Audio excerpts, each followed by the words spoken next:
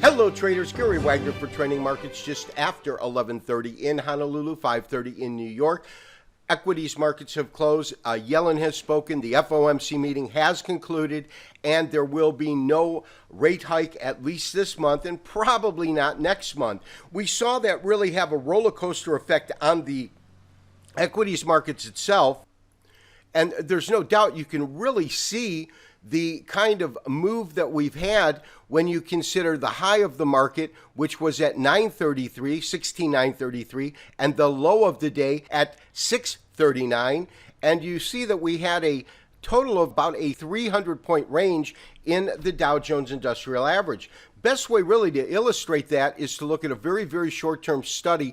This is a 15-minute chart. Each candle represents 15 minutes. I rarely use this short of a duration, except maybe to illustrate something like this. You can see this is 8 o'clock right in here. The Fed meeting, as minutes are red, you've got this tremendous rise, takes it up to the top, and then slowly over the final hour of trading, it just meandered back down to a new low on the day, as I said, closing off about 63 points.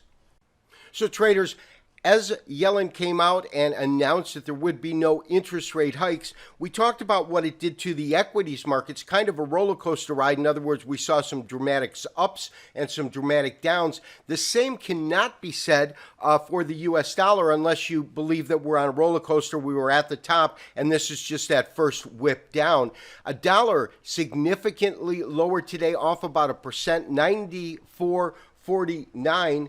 There's a couple of different ways to look at it. The way that I want to start, though, is by looking at a shorter-term chart. These are half-day candlesticks, standard candlestick format. I've got stochastics and moving averages. And when we look at this chart, you can see that let's just concentrate on the chart first, that over the last day and a half, we've had significant pressure in the dollar. Today really sealing its fate, moving down significantly, as I said, to about 94.50. That's this level here. Now, I believe that all things being equal, we're probably going to see the dollar continue lower. The benchmark that we're going to look for in terms of the absolute lows are roughly at around 92.60.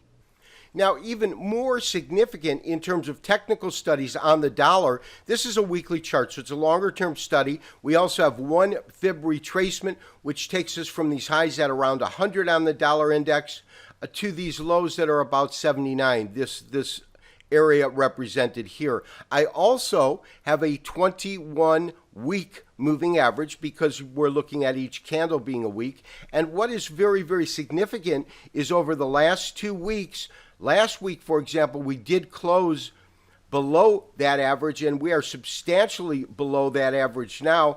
And we have broken through 95.34, which was the 23% retracement. So in terms of technical indicators, we have a lot of indicators right now that are alluding to or illustrating the fact that we're probably going to see this dollar come under pressure and devalue, I would say significantly, possibly as low as 92, 93 in terms of the dollar index itself. So in terms of moves that we're looking for next week, we're probably going to be looking to short the dollar. I'm still overall bullish on the equities markets. We'll probably look to take a stab either in futures or options. And crude oil did go down a little bit today. We did get stopped out of our trade yesterday. You can see that huge spike up, and you can see almost a non-action today. Very, very, very small trading range. So I want to see how this weathers out through the end of this week, beginning of next. And traders, of course, in this instance, when the dollar goes down, the euro goes up. We had the euro up over a full percent at 114 and change. We can really see on a weekly chart how over the last couple of weeks we've had some real strength.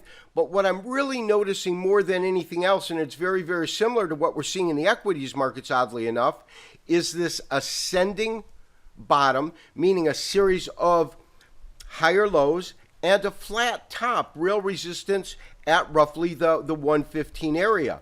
Now, again, we are looking at a market that is quickly approaching the apex of this compression because we're getting this narrowing of range, and all things being equal, if it maintains in the most recent direction, we would get a break to the upside. Of course, the long-term direction had been down this market with a significant bottom at 105. This has been Gary Wagner wishing you, as always, good trading, and we will talk to you tomorrow for the weekly wrap-up and review. Bye-bye.